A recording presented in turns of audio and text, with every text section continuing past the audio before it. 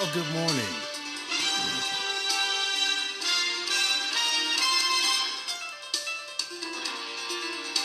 and welcome to our first edition of the Committed 100 Ministries. I wanted some big music.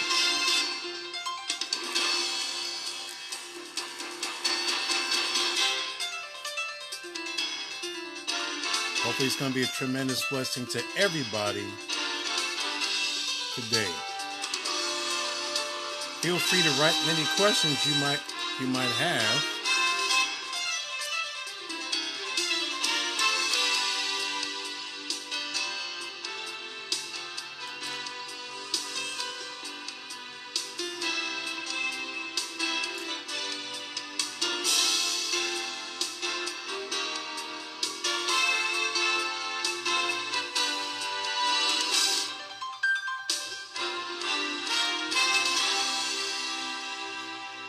All right. Well, good morning to everybody. This is Harley Howard, and this is the first launch, the official launch of the Committed 100 Ministry. And I certainly hope that you are blessed today as I take some time and kind of build the background here. Good morning, Greg. Good morning, Sheldon. Good morning, everybody. It's great to have everybody here. And remember, all of these messages, sermons, lectures, teachings, all these things are going to be archived. So you don't have to worry about, oh man, I missed it. That's it. Nope. It's all archived on our Committed 100 Facebook page. Not only that, I've set up a separate YouTube page where I'm going to archive all those messages as well. And I'll get those out to everybody as well. Have a good lunch, Sheldon. Just want to say again, I'm so thankful and grateful to God for the opportunity and the privilege to, to be here, to have this page, to minister to everybody. Today's, I guess, introduction into the Committed 100 really has to do with who am I? What gives me the right to sit here and to teach you, to urge you to follow what I'm doing, to help you to grow spiritually. I've been asking members to give their own bio. It doesn't have to be lengthy, but it would be nice to get to know people. I like to get to know people that I'm fellowshipping with or talking to or associated with on the ministry here. I figure the best way to do that is to start off by doing it. Give you a little insight into to who I am. It can't be that long, of course, because we'd be here all day. And like Sheldon said, he's on a lunch break, so I don't want to mess with his lunch. Had to scarf down my food too. Before we get into who is Harley Howard and why is that of any importance, just want you to know the rest of the week, tomorrow, 10 o'clock, all time Pacific Standard Time, we're going to talk about what are the goals and the objectives of the Committed 100 Ministry. And I did send everyone copies of that. We're going to go through each and every point. And I know I slotted myself a half hour, but I have no time constraint. I can go as long or as short as I need to. The weather here is pretty bad, so if you start hearing thunder and things like that, just pray that the electricity doesn't go out. And even if it does, I got a couple of backup plans here. We could still go on, just won't without any lights. But what are the goals and the objectives of the Committed 100 Ministry? What is it we're attempting to do? We don't want to just start something and just go riding madly in all directions. There has to be a purpose and an objective. And there has to be some goals. We have to figure out who we are and what we're going to be doing. And that is going to be the topic of tomorrow's teaching here. In fact, it may even extend to the following week. And Wednesday, God willing, at 11, we're going to have How to Study the Bible, a prelude or the introduction part 1. That's going to be very exciting. We're going to get into the issue of what it means to study, what does it mean to be an exegete, things of that nature. You have outlines already sent you pertaining to that. We're going to fill in the meat of those outlines beginning anyway on Wednesday. Then Thursday at 11, the program is Your Questions and God's Answers. I want you to please send in your Bible questions. I have a number of questions. I'm going to start answering these questions and looking at God's Word. Some of the questions that were asked really require more of a personal experience as an answer relative to how you balanced your, and notice I used the past tense, how you balance your job, your family, your ministry. That's going to call for a lot of personal experience. I have quite a few decades in the pastorate, so I can give you some insight. In fact, one of those questions might be actually better answered by my wife and daughter, who are also a part of this work as well. So we'll see how this goes, because like I said, this is your ministry. This is our ministry. We're here to teach the word. And I do pray that you be blessed by it. So that's Thursday at 11, Friday, 8 p.m. to 9 p.m. or 8 p.m. to whenever. We're going to have Nightlight. And Nightlight originally was a live 2-hour radio program on KKLA here in Los Angeles. And we actually did 2 hours of Bible teaching, prayer, and Q&A. And from time to time, we had a special guest. I'm hoping to evolve into the 2-hour time frame, but right now we want to start with 1 hour, and the show will only be once a week at this point, because again, this is all expanding. We're going to have a program called Daylight, which will probably air sometime next week, and it's probably the continuation of the Nightlight. But we'll keep you posted. There are so many more things that's coming that we have not put together yet. So please bear with us, because listen, we have tons of things that we're going to implement and share. I mean, there are courses that I'm creating, and listen, it's going to be a great ride. Friday and Nightlight, we hope to have Zeris Reamer, a special guest, brother of mine, really loves the Lord, really has been instrumental in helping me in so many ways. And so we definitely want to have Brother Reamer. Brother Terrence, good morning, sir. Could be afternoon wherever you're watching this, because it is 10:07 my time. So that's coming up this week. I hope to have an itinerary every week and hope to have it to you delivered by Friday. So Friday, I plan to have the itinerary mailed out, emailed out, chatted out, sent out to everybody. That way you'll know in advance what's taking place. And if you get notes and outlines, please do yourself a favor.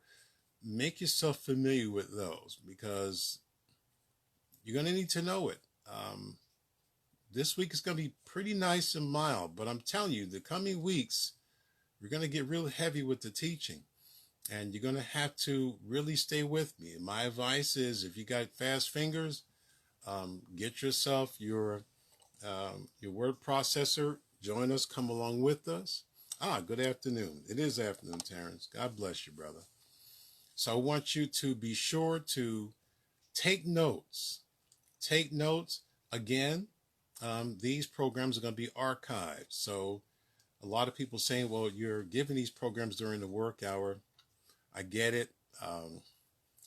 Times may rotate. Again, all this is fluid and flexible.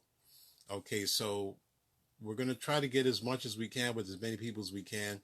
The key here is, again, all these programs are going to be archived. So if you miss it in the morning, don't worry. It'll be here for you. Like I said, we're going to have it here on Facebook. I'm already set up a YouTube page to archive the programs there. I'll get all that information out to you within the next few days. All right. I guess the first and most important thing of all, well, I wouldn't say most important, but I'd say somewhat important, is who am I? Who's Harley Howard? There used to be a joke when I was on radio back in the day, because everyone's familiar with the big guns. We used to call them, the McGee's, MacArthur, McDonald's, whoever. I mean, we all were familiar with what we call the big guns in radio. And like I said, I was a part of that group too. And so there used to be a joke running around, because I was sitting in the room and, I was just some lowly pastor out here in Anaheim during the time, but I had a radio ministry that was definitely making waves and impacting lives. And so the joke was, who's Harley Howard? Because no one ever heard of him. So, I kind of laughed at it with them, because I thought it was hilarious, because they didn't get the joke. The joke was, it doesn't matter who Harley Howard is, only matter who Harley Howard serves. I wasn't trying to make a name for myself, and I never did, and I never will. My objective here is to serve you. My objective here is to help you. The reason why I retired is to minister to you. I want to help you to grow to be the best you can be. And if you want that, it's at your disposal. If you have Bible questions, if you need any answers pertaining to verses or chapters that you're working with, you pastors out there who are preaching, and you need help with passages, and you're stuck, and you went through all your commentaries and they're stuck, give me a holler. Let me know. I might be stuck too, but I'm going to try to get an answer for you. I want to make sure that the resources that I have are available to you. And so don't go, okay, he can't help me. You don't know that. You might be teaching through Matthew. Friends, I taught through Matthew. I have a commentary, hundreds of pages in Matthew. In fact, let me see. It would take, let me just give you an idea of what I'm talking about. This is just, you see this book right here? This is big old gigantic volume. Okay, now I'm just going to show this to you. This isn't the Matthew commentary, but this is what I've done throughout the years. Can you see that? Okay, that's Philippians. Don't fall down. That's Philippians. Okay, so when I did Philippians, it's all verse by verse, all single space. Okay, all verse by verse, all scripture references, double-sided. The Matthew commentary, this is all me. The Matthew commentary took 4 volumes of these. Okay, the Luke commentary took about 3 or 4 volumes. So I have the resources available to help you. And the reason why I have the resource is because I am the resource. I mean, I'm trying to make it so that, you go, wow, man, I am sure blessed. Yeah, I'm blessed and you're blessed. So I'm your resource. Whatever you need, let me know. Okay? Simple. All right. Who's Harley Howard? Why does that matter? Really, it doesn't. But it gives you some idea of who I am. First, born in New York in the 50s, in Brooklyn. Yay, Brooklyn. All right.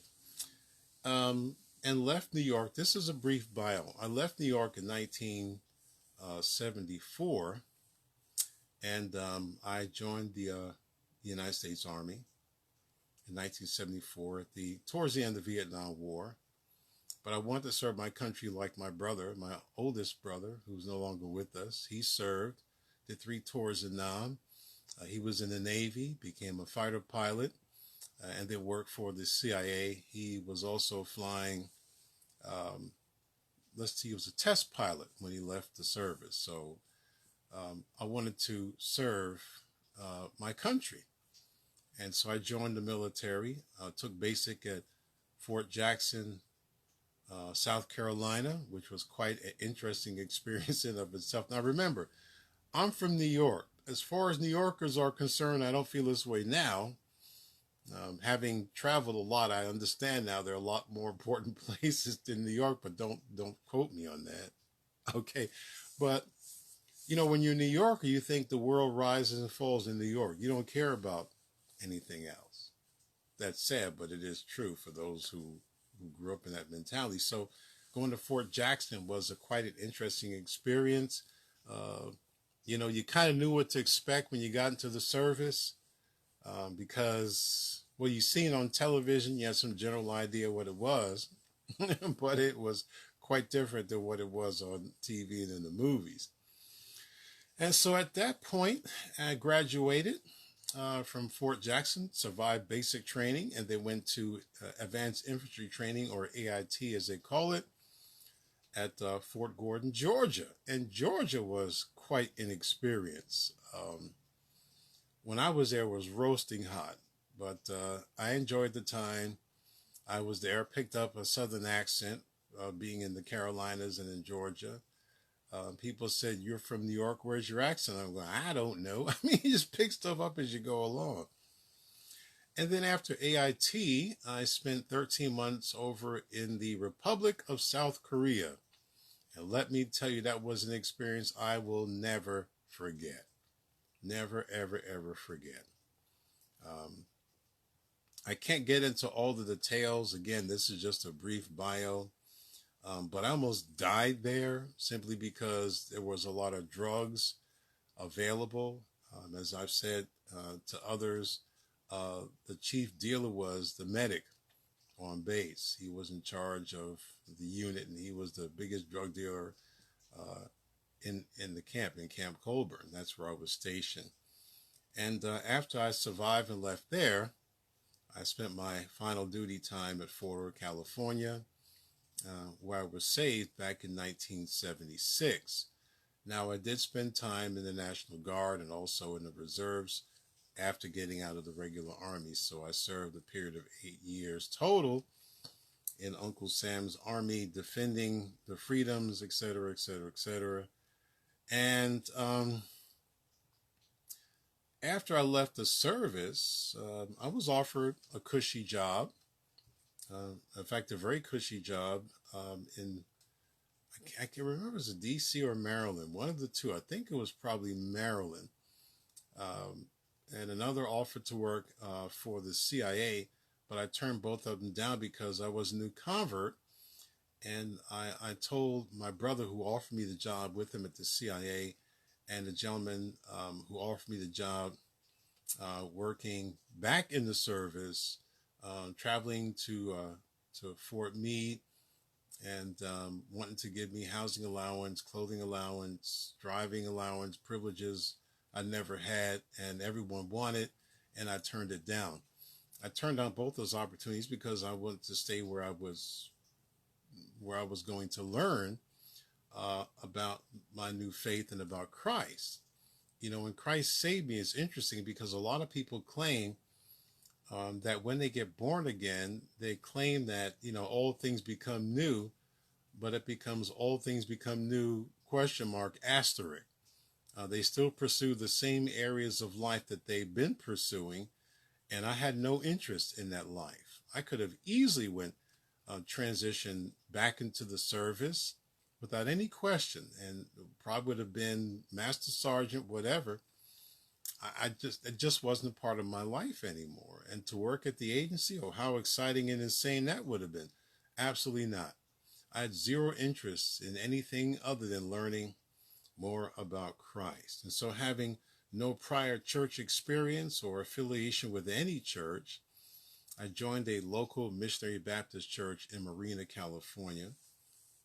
One of the guys in my platoon was a member of the church. He was a young preacher, and he invited me to come, and that began the road to Christianity, as it were. And boy, what a ride it has been.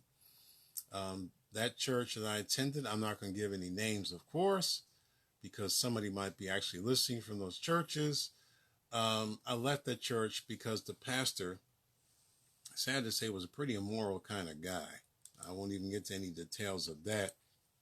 If you've been following the verse-by-verse teaching every Sunday, you might have heard me allude to him.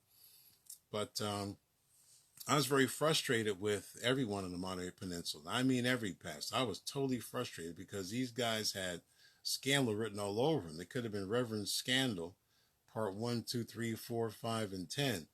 And so in frustration, I said, who is the moral pastor in this community? Who in the world can keep his pants up? Somebody tell me.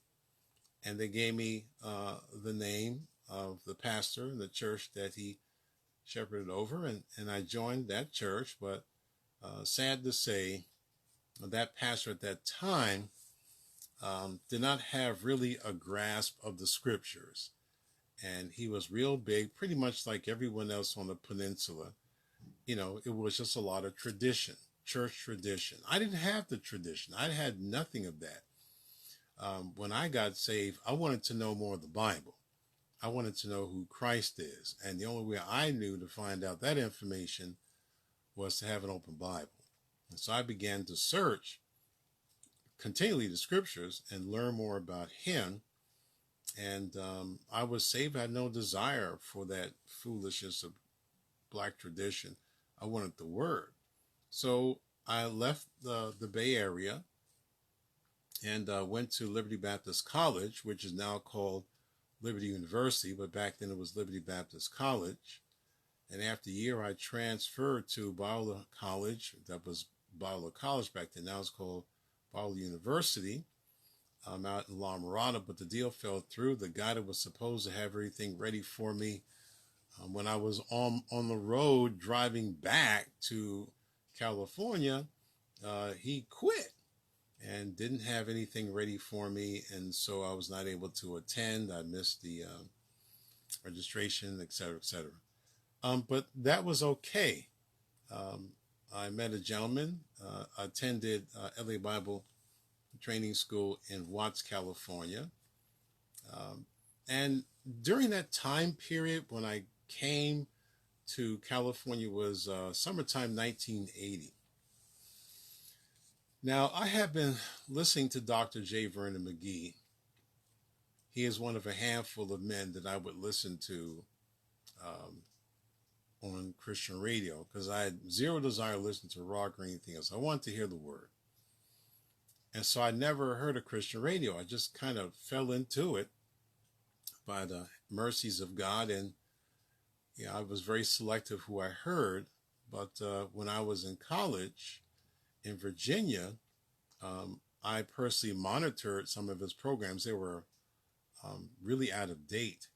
And so I contacted through the Bible and talked to the wonderful secretary whose name was Trudy, and told her that the programs are out of date here in California. So I get this letter from Dr. McGee, and he thanked me for it and asked me to keep monitoring the programs, and I did. And we became friends. When I came to Southern California, I got a chance to meet him and spend time with him. We became good friends, and it was a blessing to have known him. I didn't bug him, just because I had the numbers of these men, him and Dr. Falwell and others, didn't mean I was calling him every other day.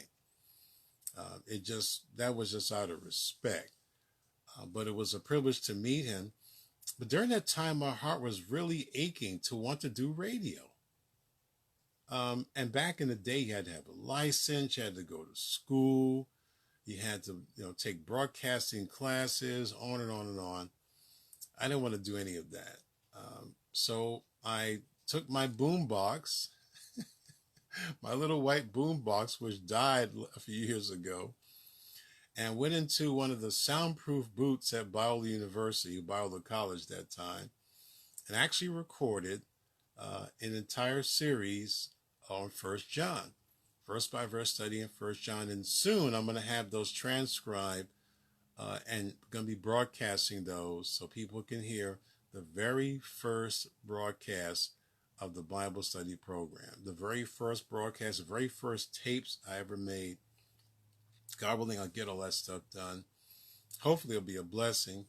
And it was a privilege, a wonderful privilege to be able to have those tapes.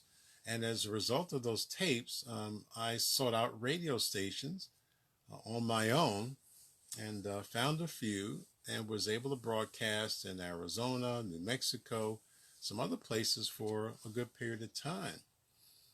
And there was everyone listened to KGER here in Long Beach. And, they had a waiting list like a mile long, and it was the standard station where, you know, Christians were broadcasting their programs, etc. Good station. And I was working a little job out here in Newport Beach, and on the way home, I heard this brand new KKLA. I went like, what is this? And I have the original flyer for the itinerary of all the airtime and all the broadcasts. It was all solid. I mean, it was solid platinum, went beyond gold to platinum. You had every Bible teacher who was teaching. Was a great time. And I remember being in the fast lane on the 55 saying, I sure wish I could. And before I finished the sentence, I'm like, that's not going to happen. I thought to myself, it would be nice to broadcast on that station. And interesting enough, to get listeners, the station had contests. You know, you would be call number whatever, and you would get a whole library of this or tickets to that or what have you. And I kept winning. I mean, I was winning libraries, still got some of the books, and winning this and that. And the general manager called me, and he wanted to know, who is Harley Howard? See, that's where the whole joke began. And I told him who I was, and he said, I'd like to meet you personally. And I thought, you know, this is pretty interesting. And so I invited him to have breakfast down at Marie Callender's in Fullerton, and we sat and talked. And Dennis Worden, and he wanted to know something about what I was doing in broadcasting. And I explained to him I was on 5 little stations out here in SoCal. And he just kind of looked. He said, how much you paying for these broadcasts? And I told him, he said, I'll tell you what. He said, what if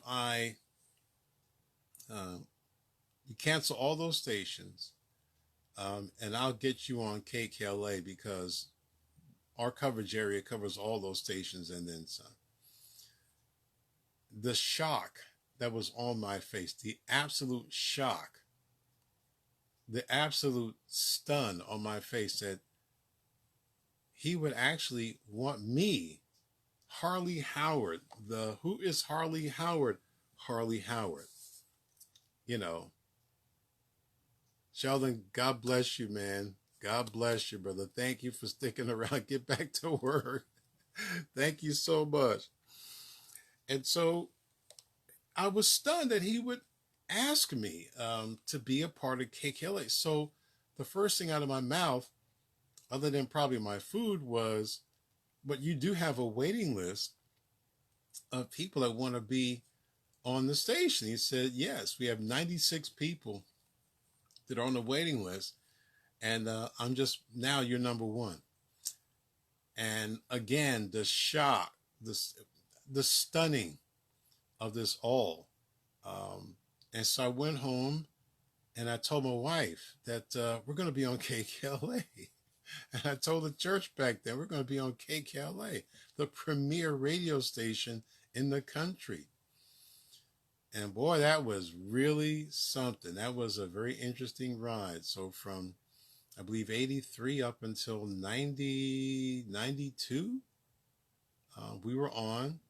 First started out 15 minutes, then went to half hour.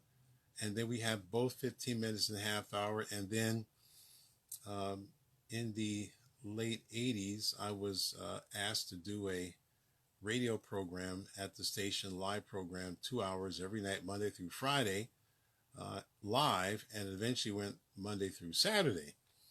And so I've had 3 programs on that station, 1 15-minute, 1 half hour, and 1 2-hour program. And that's my radio life. That's where everything began to blossom, where ministry began to expand.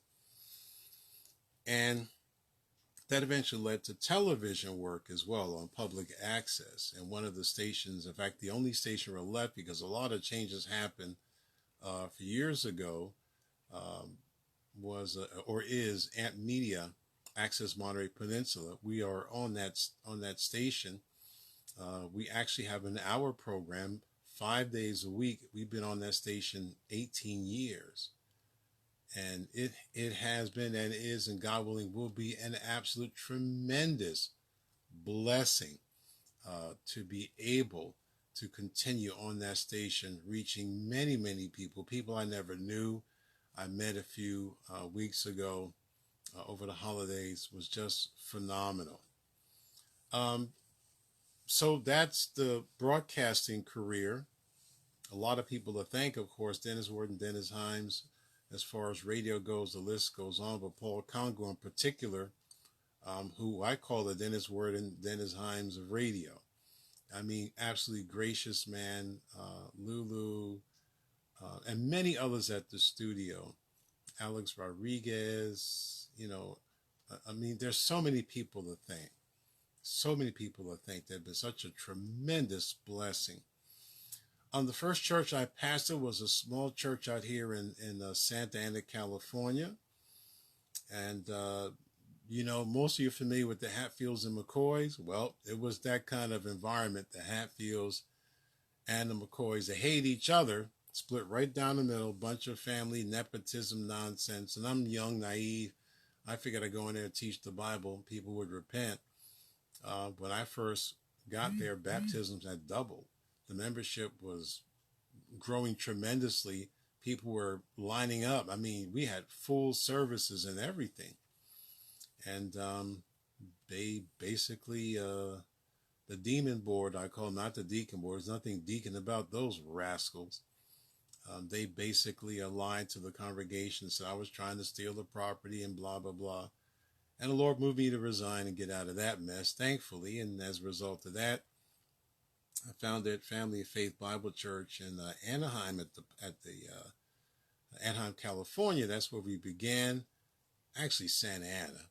And we moved to Anaheim and eventually wound up in La Habra and purchased property out there. And then I left there and started Foundation of Truth Bible Church, where I'm still the pastor, and thankful for that privilege as well. 2 doctorates, one in Christian education, one in ministry from ATS, attended Biola. No, not Biola, I'm sorry. I spoke at Biola University, spoke at Master's College, spoke at Master's Seminary, spoke at Liberty. So I've had an extensive, career in ministry or life in ministry and service. I'm thankful for all of that. Hartnell College, Monterey Peninsula College, Springfield Gardens High School in New York. Thankful for all the doors and avenues that the Lord has allowed me to go through. Also worked at very interesting places, UPS, worked for SoCal Gas on the contract. Little bits and pieces here I worked for the state of Virginia, the EDD, the Employment Division Department. I used to work at the unemployment office of all things and help people get jobs. I was in the Veterans Division, so I helped veterans get jobs. That's an experience, let me tell you.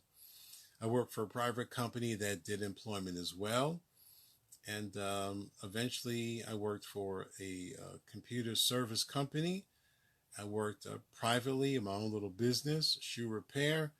And the last place I worked was in the medical field.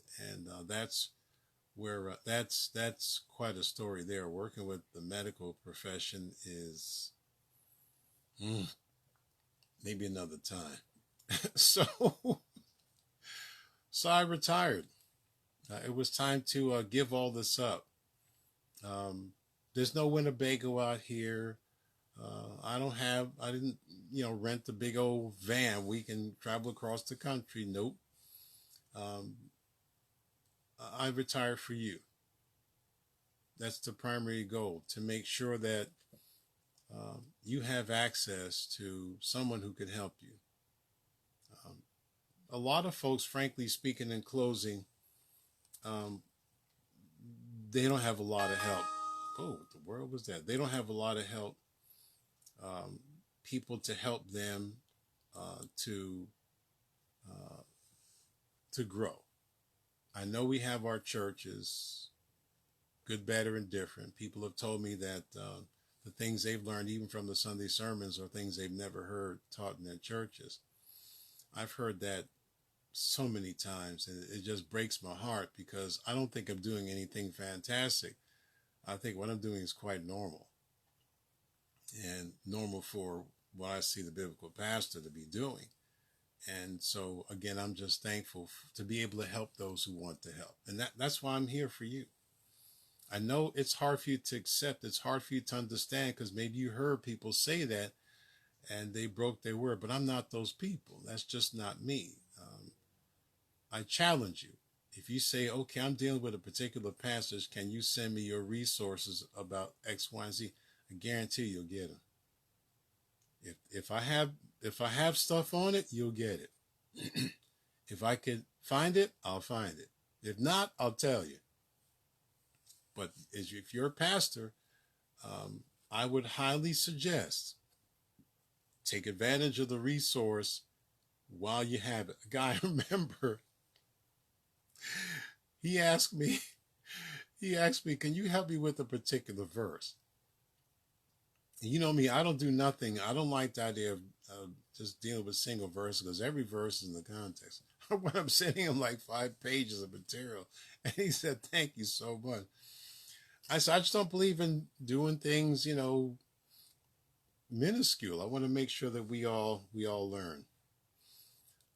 If you have any questions, I failed to address anything I failed to address, feel free to ask, and I'll definitely get it out to you. So that's my short bio. I'm here with you now, retire from the workforce so I can, be renewed to help you spiritually to grow. I've been looking forward to this ministry for a long time, and I thank God for the opportunity to help those who are part of the committed group, and pray that the group would grow. Right now it's private. Like I said, I've warned people in advance. I'm not going to spend a bunch of time on Facebook because I'm going to be spending my time with you in the Committed 100. The only real avenue they're going to have to hear from me is the sermons. That's it. Sunday morning, Sunday afternoon sermons. That's it. But all this, the intricate workings and helping of you and ministering to you, it's at your disposal, friends. It's all here for you. All you have to do is ask. I already sent my phone number. You want to call? Call. You have a problem? Call. Need prayer? Call. Again, this is your ministry, what you make of it. Oh, I can teach forever. Trust me. But the issue is more than just teaching. The issue is ministry and service. It's got to be reciprocal. That's it for today, friends. Again, it was and is a privilege and indeed a blessing to be with you today. And, my prayer is that we grow together. We grow together in this wonderful truth. And so, friends, again, thank you for tuning in, Committed 100. This is day 1. And I pray for many, many more days of ministry to you and to help you to grow. So take advantage of the opportunities. Again, tomorrow we're going to be talking about the objectives. What are the goals and what are the objectives of the Committed 100 ministry? I just want everyone to know, be on the same page. And pray for those within the group. Pray that we'd have an understanding. Pray for our approach to the scriptures. Just keep praying because we're gonna need to learn a lot of things that I think we just assume that we know. And we're gonna learn that, well, the things we assume that we know, maybe we don't really know them. Maybe we need to go back and to study and to see. And then when we get to how to study the Bible, the prelude is going to be very interesting too, because there's a purpose even in how we approach the scriptures and how we dissect the text, as it were, how we properly exegete the text to people, especially those of us in the pastorate and those of us who are teaching. And then, of course, we're going to be dealing Thursday at 11 with your questions, God's answers. And it's going to be a blessed time with that. Then Night Light, 8 to 9 o'clock on Friday. My prayer again is, friends, that we would continue to grow together in grace. And remember, why would you contribute to a ministry that doesn't minister to you? Doesn't make sense, does it? This is Harley Howard. Hope you have a wonderful, blessed day, friends. I know I did, just being with you. And so tomorrow at 10 o'clock, we talk about the goals and objectives. God bless.